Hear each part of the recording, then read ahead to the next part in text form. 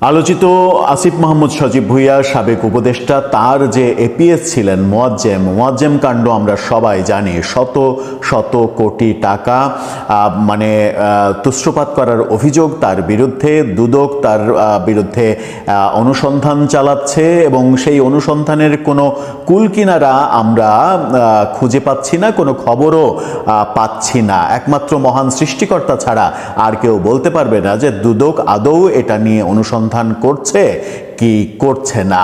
আমরা গতকালকেই দেখলাম যে একটি অনলাইন চ্যানেলের সঙ্গে সাক্ষাৎকারে প্রধান উপদেষ্টার প্রেস সেক্রেটারি বলেছেন যে এইসব ব্যাপারে দুদক এইসব ব্যাপারে অনুসন্ধান করার ব্যাপারে, বিশেষ করে আসিফ মাহমুদ সজীব ভুঁইয়া, তার এপিএস, এই ব্যাপারগুলোতে সাবেক উপদেষ্টা মাহফুজ আলমের ভাইয়ের ব্যাপারে প্রচুর অভিযোগ শোনা গেছে, কিন্তু কোনো ব্যাপারেই দুদক তেমন একটা উৎসাহ দেখাচ্ছে না। এটা কেন দেখাচ্ছে না? অন্যদের বেলায় অনেক বেশি উৎসাহ দেখাচ্ছে, কিন্তু এই ব্যাপারে দেখাচ্ছে না কেন? এই প্রশ্নের উত্তরে আমরা প্রেস সেক্রেটারি শফিকুল আলমকে বলতে শুনেছি যে দুদকের কাছে আপনারা এভিডেন্স দেন, দুদকের কাছে পারফেক্ট এভিডেন্স দেন, তাহলে তো দুদক কাজ করবে। অথচ অন্য কোনো ক্ষেত্রে যখন কাজ করছে, দুদককে কোনো পাবলিককে যেয়ে দুদকের হাতে এভিডেন্স তুলে দিতে হচ্ছে না, দুদক শতপ্রণোদিত হয়েই কাজ করছে। কিন্তু সরকারের উপদেষ্টা কিংবা উপদেষ্টাদের এপিএস কাণ্ডের ব্যাপারে দুদক আদতে কি করছে, কোন অভিযান চালাচ্ছে, এই ব্যাপারটা যখন ধোঁয়াশার মধ্যে, তখন একটা চাঞ্চল্যকর খবর আজকে সামনে এসেছে। সেটা হচ্ছে যে আসিফ মাহমুদ সজীব ভুঁইয়ার সেই আলোচিত 350 কোটি টাকার মালিক হয়ে যাওয়ার খবর যেটা বেরিয়েছিল, সেই মোয়াজ্জেম, তাকে বিদেশ যেতে বাধা দেয়া হয়েছে। অর্থাৎ বিদেশে যাওয়ার অনুমতি তিনি পাননি। তিনি কি দেশ ছেড়ে চলে যেতে চাইছিলেন? নির্বাচন যখন এগিয়ে আসছে, নির্বাচনের পরে সরকার পরিবর্তন হলে বিপদে পড়তে হতে পারে, সেই কারণেই কি দেশ ছাড়তে চাইছিলেন? কি খবর আসলো, গণমাধ্যম কি বলছে, কেন তাকে তার বিরুদ্ধে যেহেতু মামলা মোকদ্দমা নেই, তাকে কেন যেতে দেয়া হবে না দেশের বাইরে? চলুন একটু জেনে দেখি এই ভিডিওতে। দর্শক, বলছিলাম বিদেশে যেতে চেয়ে আসিফ মাহমুদ সজীব ভুঁইয়ার সাবেক যে এপিএস মোয়াজ্জেম, যাকে চাকরিচ্যুত করা হয়েছিল, সেই মোয়াজ্জেমকে বিদেশে যেতে দেয়া হয়নি। কোথায় যেতে চেয়েছিলেন, কেন যেতে চেয়েছিলেন, চলুন একটু জেনে দেখি। ইত্তেফাক বলছে তার শিরোনামে, থাইল্যান্ড যেতে চান আসিফ মাহমুদের সাবেক এপিএস মোয়াজ্জেম, মেলেনি অনুমতি। থাইল্যান্ডে যাওয়ার অনুমতি তিনি পাননি। তিনি কি থাইল্যান্ডে একেবারেই চলে যেতে চেয়েছিলেন? একটা সেফ এক্সিট নিতে চেয়েছিলেন তিনি? কি বলছে গণমাধ্যম, চলুন একটু জানি। গণমাধ্যম বলছে, চিকিৎসার জন্য থাইল্যান্ডে যাওয়ার অনুমতি চেয়ে করা আবেদন নাকচ হয়েছে সাবেক উপদেষ্টা আসিফ মাহমুদ সজীব ভুঁইয়ার এক সময়ের সহকারী একান্ত সচিব এপিএস মোয়াজ্জেম হোসেনের। অর্থাৎ চিকিৎসার জন্য তার থাইল্যান্ডে যাওয়ার দরকার। কদিন আগেই তিনি ছাত্র ছিলেন, ছাত্রত্ব শেষ হওয়া 1 বছর 1.5 বছরও হয়নি, তিনি চিকিৎসার জন্য যাচ্ছেন থাইল্যান্ডে। অনেক বড় কোনো রোগ হয়েছে, এরকম রোগ যে মরণ ব্যাধি, যেটা থাইল্যান্ডে ছাড়া চিকিৎসা করা সম্ভব নয়। আর থাইল্যান্ডে চিকিৎসার ব্যয়ই বা কোত্থেকে আসবে সদ্য ছাত্রত্ব শেষ করা একজন তরুণের? সেই প্রশ্নটা যদি কেউ করে বসেন, তাহলে কি তার অপরাধ হবে? কি বলছে গণমাধ্যম?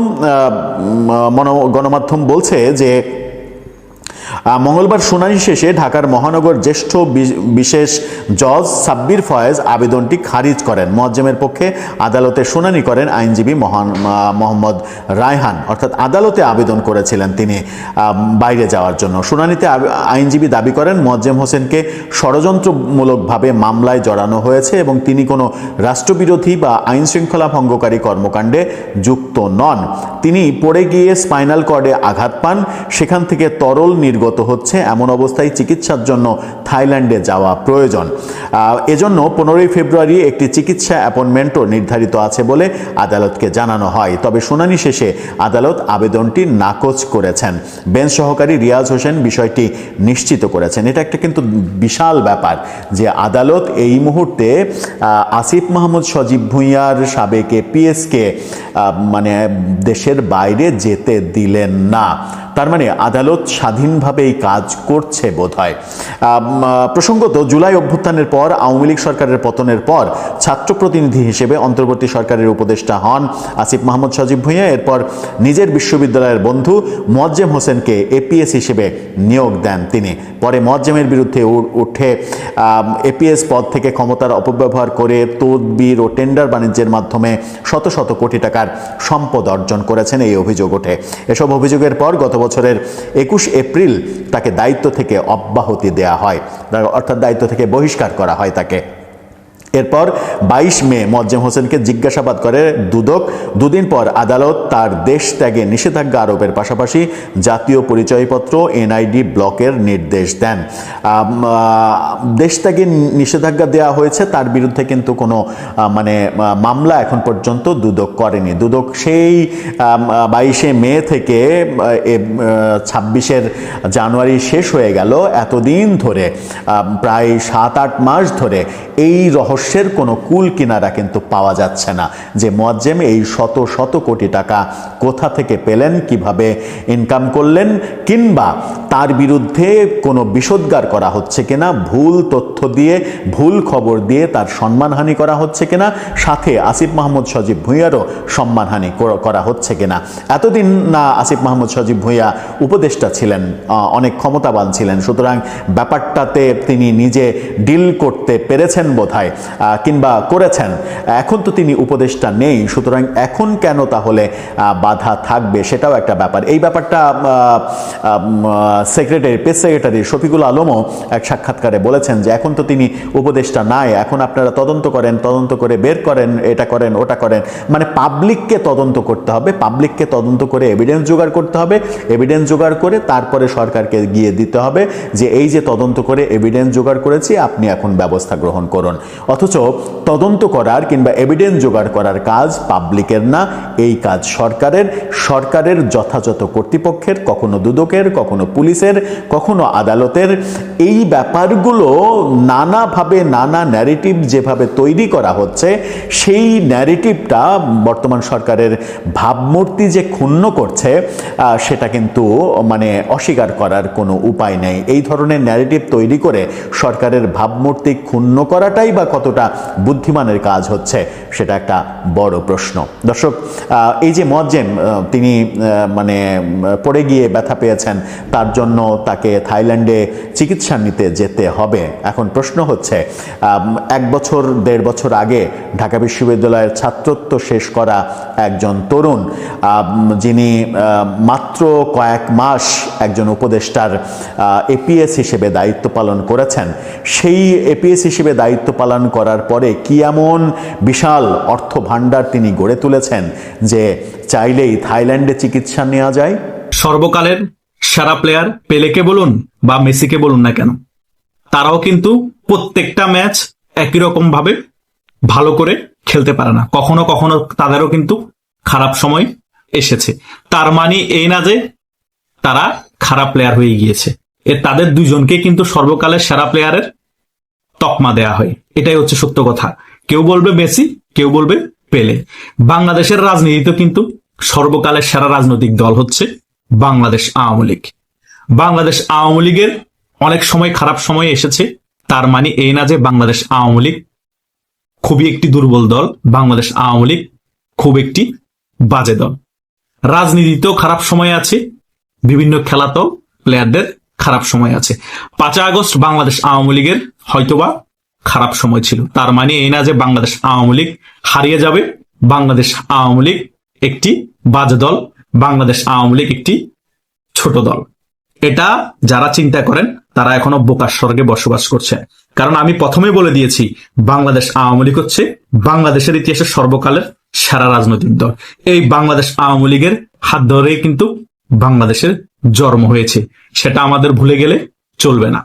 গত 17 মাসে শেখ হাসিনা ওনার নেতাকর্মীদেরকে নিয়ে ভারতের মধ্যে বড় করে কোনো বৈঠক করেননি। যখন গত 2-3 দিন আগে একটি মানবাধিকার সংস্থার প্রোগ্রামে সাবেক শিক্ষামন্ত্রী নোফেল সাহেব এবং সাবেক পররাষ্ট্রমন্ত্রী হাসান মাহমুদ এবং নিজুম মজুমদার সহ একটি সংবাদ সম্মেলন করে, ওইটার পরের দিনই কিন্তু শেখ হাসিনার সাথে আওয়ামী লীগের সকল শীর্ষ পর্যায়ের নেতাদের একটি গুরুত্বপূর্ণ বৈঠক হয় প্রায় 17 মাস পরে। সেখানে অনেক গুরুত্বপূর্ণ আলোচনা হয় বাংলাদেশের আওয়ামী লীগের রাজনীতির আগামীর ভবিষ্যৎ নিয়ে, এবং প্রত্যেক নেতাকে তার দায়িত্ব পালন করার জন্য শেখ হাসিনা নির্দেশ দিয়ে দেন। এখন সেই সকল নেতাগুলো তাদের দায়িত্ব কিভাবে পালন করবে, তারা কিভাবে কোন জায়গায় আওয়ামী লীগের নেতাকর্মীদেরকে সংগঠিত করবে, একান্তই তাদের উপর ডিপেন্ডেন্ট। কারণ শেখ হাসিনার কাজ একাই করে যাচ্ছে এই 80 বছর বয়সে, কিন্তু অন্যান্য নেতাদের অ্যাক্টিভিটি শেখ হাসিনার মতো আমরা দেখতে পাই না। শেখ হাসিনা যেভাবে বিভিন্ন জায়গায় বক্তব্য দেয়, বিভিন্ন জায়গায় যেভাবে কথা বলে, বাংলাদেশের মধ্যে আওয়ামী লীগের এত বড় বড় নেতা থাকার পর তারা কিন্তু এরকম অ্যাক্টিভিটি দেখাতে পারছে না।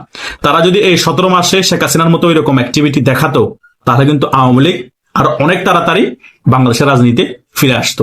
সেই সকল বিষয় কিন্তু শেখ হাসিনা হয়তোবা শীর্ষ পর্যায়ের নেতাদেরকে বুঝাতে চেয়েছে। তারা কতটুকু বুঝেছে, তারা কতটুকু আগামীতে আওয়ামী লীগের জন্য অ্যাক্টিভলি কাজ করবে এবং বিভিন্ন জায়গায় আওয়ামী লীগের কর্মীদেরকে সংগঠিত করবে, সেটা একমাত্র আল্লাহ জানেন। কিন্তু এটা আমি আপনাদেরকে বলে দিতে পারি, বাংলাদেশে আওয়ামী লীগের রাজনীতি অ্যাক্টিভলি ফিরে আসুক এখনো বা না আসুক, এখনো 17 মাসেও কিন্তু বাংলাদেশের সকল কিছুই আওয়ামী লীগ ওপেনলি বলেন আর হিডেনলি বলেন নিয়ন্ত্রণ করেছে। কারণ প্রত্যেকটা বিষয়ের সাথে আওয়ামী লীগ ওতপ্রোতভাবে জড়িত। কারণ মুক্তিযুদ্ধ বলেন এবং বাংলাদেশের এত উন্নয়ন বলেন, বাংলাদেশের সকল সেক্টর বলেন, সকল সেক্টরের সাথে আওয়ামী লীগ ওতপ্রোতভাবে জড়িত। আগামীতে যে পাতানো নির্বাচন হবে, সেখানেও কিন্তু সেই নির্বাচনটা আওয়ামী লীগ নিয়ন্ত্রণ করবে। আওয়ামী লীগ ভোট না দিলে নির্বাচনে গ্রহণযোগ্যতা পাবে না। আবার আওয়ামী লীগ যদি জামাতের পক্ষে তাদের কর্মীদেরকে ভোট দিতে বলে, তারা জামাত সরকার গঠন করবে, বা বিএনপি পক্ষে যদি ভোট দিতে বলে বিএনপি সরকার গঠন করবে। আর আওয়ামী লীগ ভোট না দিলে ভোট কোনো জায়গায় স্বীকৃতি পাবে না এবং নির্বাচনে ভোট পার্সেন্টেজ কম থাকবে, কোনো দেশই স্বীকৃতি দিবে না। নির্বাচন আওয়ামী লীগ নিয়ন্ত্রণ করবে এবং এখনো আওয়ামী লীগ বাংলাদেশের সকল রাজনীতি নিয়ন্ত্রণ করছে। কিভাবে নিয়ন্ত্রণ করছে? আপনি একটা জিনিস চিন্তা করুন, বিএনপির সাথে এখন জামাতের খুবই খারাপ সম্পর্ক, হঠাৎ ভালো হয়ে যায় যখন আওয়ামী লীগ হঠাৎ করে ঝটিকা মিছিল দেওয়া শুরু করে দেয়, তখন বিএনপি জামাত ডক্টর ইউনূস ডেকে নিয়ে আবার ঐক্যবদ্ধ হয়ে যায়। তার মানে আওয়ামী লীগের উপর বাংলাদেশের রাজনীতি ডিপেন্ডেন্ট। আওয়ামী লীগ রাজপথে নামলে এখন যারা আছে মামু ভাই কিনা সকলে ঐক্যবদ্ধ হয়ে যায়। আবার আওয়ামী লীগ চুপ থাকলে তারা আবার সরকারি দল বিরোধী দলের মতো আচরণ করা শুরু করে দেয়। মানে আওয়ামী লীগ রাজনীতিতে থাকলেও আওয়ামী লীগ রাজনীতি নিয়ন্ত্রণ করে, না থাকলেও আওয়ামী লীগ বাংলাদেশের রাজনীতি নিয়ন্ত্রণ করে। সে কারণে আমি ভিডিও শুরুতেই বলেছি, বাংলাদেশের রাজনীতিতে আওয়ামী লীগ হচ্ছে সর্বকালের সেরা রাজনৈতিক দল। তারা অফ ফর্মে থাকলেও তারা সর্বকালের সেরা হিসেবেই থাকে। আর যখন তারা তাদের সত্যিকারের ফর্মে চলে আসবে, তখন বাংলাদেশে কি পরিমাণ খেলা উত্তেজিত হবে, কি পরিমাণ বাংলাদেশের জন উত্তেজিত হবে এবং বাংলাদেশে কি পরিমাণ ভূমিকম্প আসবে, আপনারা চিন্তা করতে থাকুন। ওই যখন মেসি গোল দিয়ে শুধু মেসি মেসি করতে করতে যখন আপনার মুখের ফেনা তুলে ফেলেন, ওই পরিস্থিতি হবে। ওই পেলের আমলে যখন খেলা দেখেছেন, বা পেলের আমলে যারা বেঁচে ছিল, যারা খেলা দেখেছে, পেলে গোল দিলে যখন পেলে পেলে করতে করতে মুখে ফেনা চলে আসে, ওই রকম পরিস্থিতি হবে যখন বাংলাদেশ আওয়ামী লীগ সংগঠিত হয়ে রাজপথে নামবে।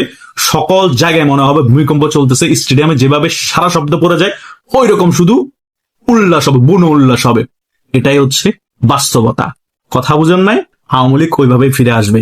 শেখ হাসিনার এই 17 মাস পরের সবচেয়ে বড় বৈঠকটি সবচেয়ে গুরুত্বপূর্ণ হয়েছে এবং গুরুত্বপূর্ণ বাংলাদেশ আওয়ামী লীগের আগামী রাজনীতির জন্য। কিন্তু বাংলাদেশ আওয়ামী লীগের শীর্ষ পর্যায়ের নেতাদেরকে আরো শক্তভাবে সকল কিছু হ্যান্ডেলিং করতে হবে এবং মাঝারি পর্যায়ে যারা নেতা আছে তারা আস্তে আস্তে দেশে ফিরে আসার চেষ্টা করতে হবে এবং তৃণমূলকে আরো চাঙ্গা করতে হবে। এবং আগামীতে মাঝারি পর্যায়ে যারা নেতা আছে তাদের নেতৃত্বে বাংলাদেশ আওয়ামী লীগের সকল কর্মীকে উজ্জীবিত করতে হবে। এরপর আস্তে আস্তে যখন পরিস্থিতি আরো নিয়ন্ত্রণ আসবে, শীর্ষ পর্যায়ের সকল নেতা বাংলাদেশে ঢুকে যেতে হবে। কারণ এভাবেই করে বাংলাদেশ আওয়ামী লীগের রাজনীতি দাঁড়িয়ে যাবে, কেউ ঠেকাতে পারবে না। কারণ বাংলাদেশ আওয়ামী লীগের যে পরিমাণ জনসমর্থন আছে বাংলাদেশে, একটু চাঙ্গা হয়ে গেলে খেলা ফাইনাল হয়ে যাবে। কথা বুঝেন নাই? কারণ শেষ খেলা তো আওয়ামী লীগের হাতেই, ফিনিশিং তো আওয়ামী লীগই দিবেন। খেলা শুরু করেছেন আপনারা 5 আগস্টের পর থেকে, খেলাতে এখনো শেষ হয়নি, খেলাতে এখনো চলমান। খেলা শেষ করবে এই বাংলাদেশ আওয়ামী লীগ, এটা লিখে রাখুন। এর আগে এরকম অনেক ইতিহাস আছে। বাংলাদেশ আওয়ামী লীগের উপর এরকম অনেক স্টেমুলা চলেছে, অনেকবার নিষিদ্ধ করা হয়েছে, কোণঠাসা করে রাখা হয়েছে। তারাই খেলা শুরু করে দিয়েছিল এই সকল বিষয় করে, পরে আওয়ামী লীগ আবার ফিরে এসে আওয়ামী লীগ খেলা শেষ করেছে। তাই আমি আপনাদের কাছে বিনীত অনুরোধ করছি, আপনারা হতাশাগ্রস্ত না হয়ে উজ্জীবিত হন, সংগঠিত হন।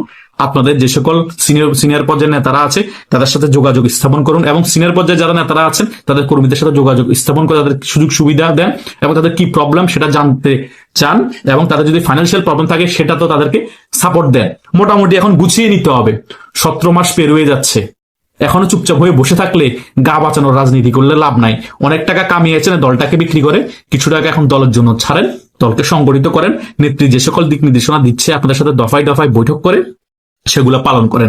আর 17 মাস পরে নেত্রী এই বৈঠকটা করেছে, নিশ্চয়ই কোনো কারণ আছে, কথা বুঝেন নাই? তো নেত্রীকে এই শেষ বয়সে অন্তত খুশি করুন। এই নেত্রীকে বিক্রি করে, আওয়ামী লীগকে বিক্রি করে কম টাকা কামান নাই। ছেলে মেয়েদেরকে হাজার হাজার কোটি টাকা দিয়ে বিদেশে পড়ালেখা করিয়েছেন এবং ছেলেদেরকে বিদেশে রেখেছেন, ফ্যামিলিকে বিদেশে রেখেছেন। আপনাদের ফ্যামিলিও সুরক্ষিত আছে। অন্তত দেশে যারা আওয়ামী লীগের কর্মী আছে তাদেরকে সুরক্ষিত করার জন্য, তারা যাতে বুক ফুলিয়ে চলতে পারে, তারা যাতে মিথ্যা মামলা জেলে না যায়, সেই কারণে অন্তত কাজ করুন। সকলের কাছে এই আশাটা তো আমরা রাখতেই পারি যারা মুক্তিযুদ্ধের পক্ষে শক্তি আছে, কথা বুঝেন নাই? আপনারা হাজার হাজার কোটি টাকা পাচার করেছেন, দুঃখ নাই। আপনারা আপনাদের ছেলে মেয়েদেরকে বিদেশে পড়ালেখা করিয়েছেন, দুঃখ নাই। আপনারা আওয়ামী লীগ ক্ষমতা থাকা অবস্থায় দুর্নীতি করেছেন এবং বিভিন্ন রকমের অপকর্ম করেছেন এবং আওয়ামী লীগের কর্মীদেরকে ব্যবহার করেছেন, তাতেও দুঃখ নাই। অন্তত 17 মাস পরে দলের জন্য নিবেদিতভাবে কাজ করুন এবং তৃণমূল কর্মীদের জন্য কাজ করুন, তাদেরকে সাহায্য সহযোগিতা করুন। তাহলে সকল দুঃখ তৃণমূল কর্মীরা ভুলে যাবে, আপনাদেরকে আবারও গ্রহণ করবে। তা না হলে আগামীতে যদি আপনারা আবার সাদা পাঞ্জাবি পরে স্টেজে আসেন, রাজপথে নামেন, এই তৃণমূল কর্মীরা আপনাদের পাঞ্জাবি রাখবে না, অন্যদেরকে মারার আগে আপনাদেরকেই গণধোলাই দিয়ে রাজপথে শুয়ে দিবে। এটাই ঘটবে আপনাদের ভাগ্যে, কারণ তারা এত পরিমাণ খ্যাপা হয়ে আছে। সেগুলো যাতে না ঘটে, অন্তত সম্মান রেখে বিদায় নিতে পারেন, সেজন্য এখন আওয়ামী লীগের হয়ে অ্যাক্টিভলি আপনাদের কাজ করতে হবে। আমি এই বিষয়গুলো নিয়ে অনেকবার আলোচনা করেছি, কিন্তু কিছুদিন পর পর সকল মুক্তিযুদ্ধের পক্ষ শক্তি যারা আছে, আমাকে ইউটিউবে সাবস্ক্রাইবার যারা আছে, মেসেঞ্জারে আমাকে অনেকেই মেসেজ করে, ভাই এই বিষয়ে আপনি বারবার আলোচনা করুন, তাদের কাছে এই বিষয়গুলো বারবার পৌঁছান, তারা কেন বুঝছে না, সেই কারণে আমি এগুলো বারবার আলোচনা করছি। আশা করছি এই ভিডিওর মধ্যে মোটামুটি আমি বেসিক ব্যাপারগুলো আপনাদের কাছে ধারণা দিতে পেরেছি। যারা ভিডিওটি দেখছেন অনেক কিছু বুঝতে পেরেছেন। তারপরে যদি আপনাদের কিছু জানার থাকে, মন্তব্য থাকে, সে সকল বিষয় আমাকে কমেন্ট বক্সে জানাতে পারেন। আর যাদের সাথে আমার হোয়াটসঅ্যাপে যুক্ত আছে এবং মেসেঞ্জারে যুক্ত আছে, তারা মেসেঞ্জারে মেসেজ দিতে পারেন।